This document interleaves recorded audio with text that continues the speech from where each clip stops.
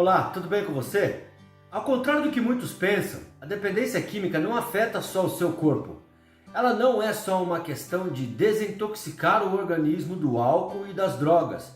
Tomando um medicamento e pronto, o seu problema acabou. Grande parte do problema de uso problemático de substâncias tem raízes nos aspectos psicológicos, emocionais e sociais, o que torna as relações com as pessoas muito problemáticas. Por isso, o tratamento adequado para a dependência química deve envolver não só os medicamentos para amenizar os sintomas de abstinência, mas também deve envolver estes aspectos psicológicos, emocionais e sociais, pois são eles que irão garantir a continuidade da recuperação e a prevenção de recaídas. Em outras palavras, não é o medicamento que faz você não recair, é o quanto você consegue se ajustar a uma nova postura de vida, uma nova maneira de se comportar e se relacionar com as pessoas. E no vídeo de hoje eu vou falar sobre as pessoas, aquelas pessoas que convivem diretamente com você e que você terá que se relacionar com elas.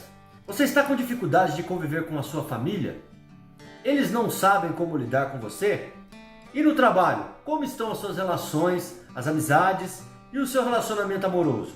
Todas essas pessoas vão conviver com você, queira você ou não. E você vai ter que conviver com elas. Então, não tem como fugir dessa realidade. O que você precisa é aprender a se relacionar. E é por isso que no vídeo de hoje eu separei os 4 principais problemas do dependente químico com as pessoas, que podem dificultar ainda mais o seu processo de recuperação. Para que o seu processo seja eficaz, em algum momento da sua recuperação, você terá que resolver estes problemas. Portanto, fique até o final do vídeo e já deixe o seu like, pois isso ajuda muito o nosso canal. Se você ainda não é inscrito, se inscreva no canal e ative o sininho para receber todas as notificações. Siga o SOS Sobriedade lá no Instagram e acompanhe as nossas postagens semanais. Visite as nossas playlists e se tiver alguma dúvida, participe das nossas listas de transmissão no WhatsApp. Os links estão na descrição do vídeo, ou participe também das nossas transmissões ao vivo nos domingos às 9 da noite e quintas-feiras às 8 da noite, tá ok? Bom, o primeiro problema do dependente químico com as pessoas é a sua ligação obsessiva com a substância. A obsessão é o pensamento fixo em uma única coisa. E no caso da dependência química, o dependente é obcecado pela sua droga de dependência. A obsessão é sempre uma maneira de compensar angústias, carências, sofrimentos em geral.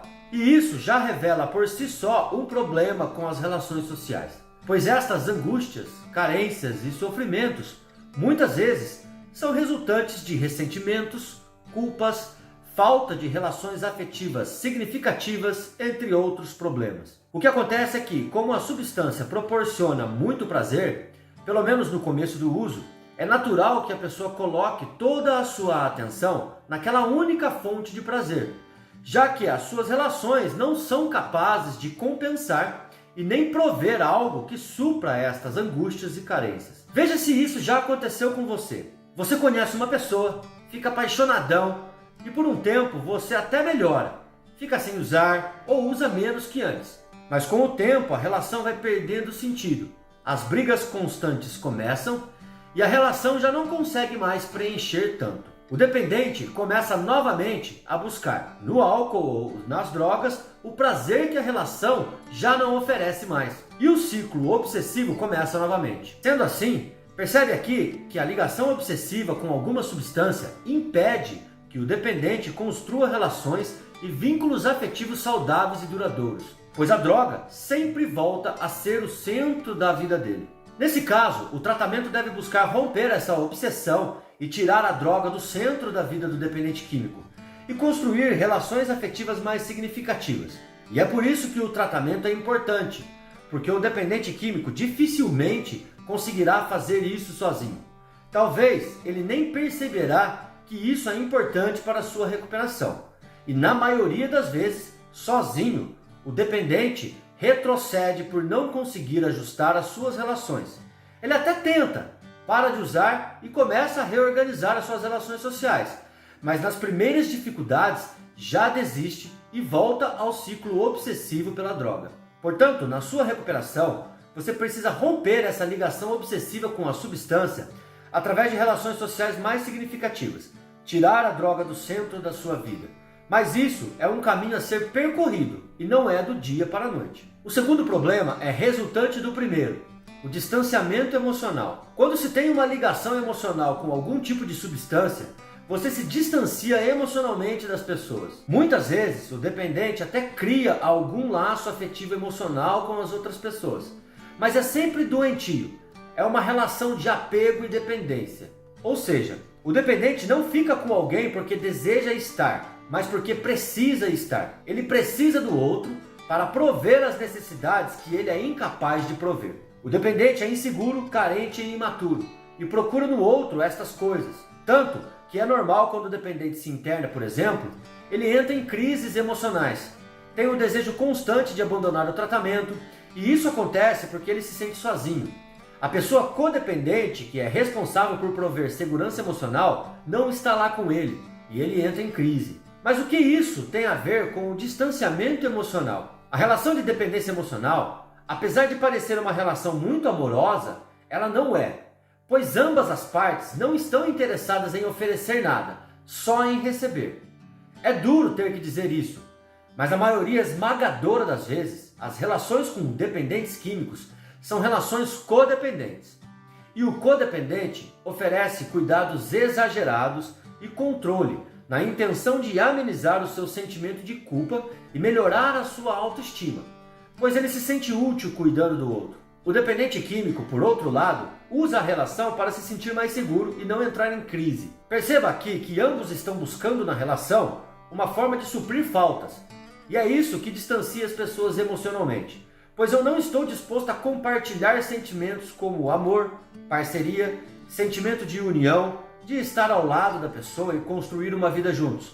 Na verdade, eu estou usando a relação só para suprir as minhas faltas. Assim, ambas as partes parecem estar muito próximas, mas emocionalmente muito distantes. O que complica ainda mais as coisas é que, culturalmente, esse tipo de relação é considerada normal e até bonita de se ver, pois é disfarçada de casal unido ou pais preocupados, quando na verdade é um casal doente ou uma família doente. Mas isso não acontece só com relações de codependência. Acontece em todas as relações do dependente químico. É que as relações codependentes são as mais próximas, onde este problema é mais nocivo e evidente. Normalmente, com amigos e outras pessoas, o distanciamento é ainda maior, pois estas pessoas não estão dispostas a aceitar este tipo de relação. Sendo assim, um relacionamento deve ser capaz de estabelecer uma ligação afetiva mútua, e isso deve ser construído em um programa de recuperação. O terceiro problema do dependente com pessoas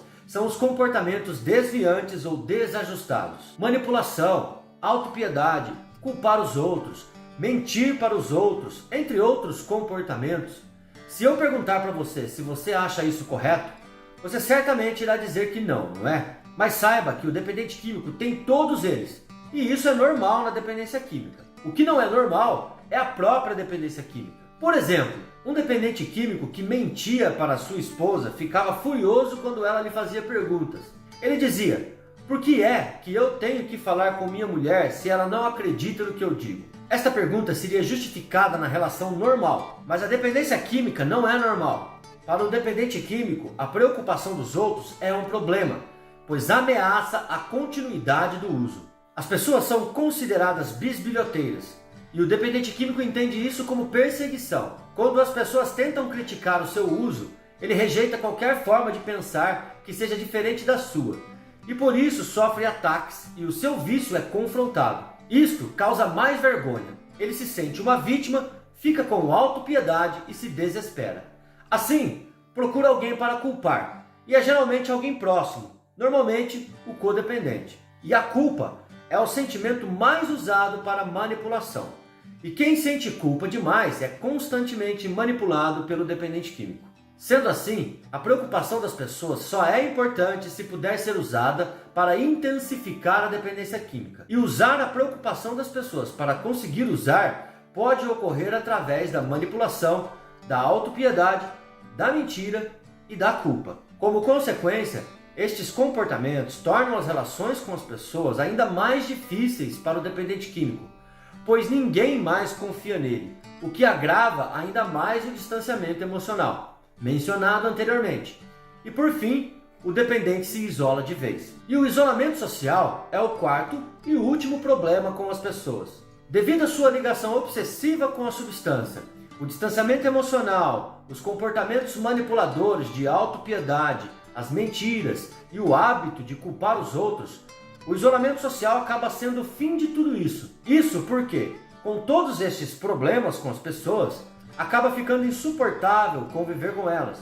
Pelo menos com aquelas pessoas mais próximas, que convivem diretamente com ele e que sofrem junto com ele. O isolamento social é o resultado final da dependência química que não é tratada.